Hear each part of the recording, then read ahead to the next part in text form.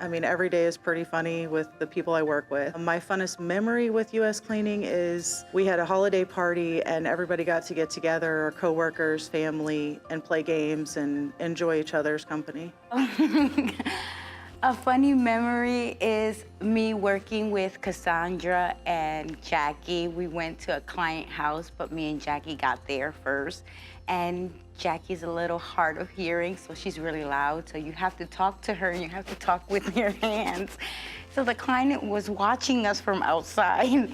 We go in when Cassandra gets there and they pull Cassandra to the side and is like, are they okay to work together? Because they were arguing outside and Cassandra just started laughing.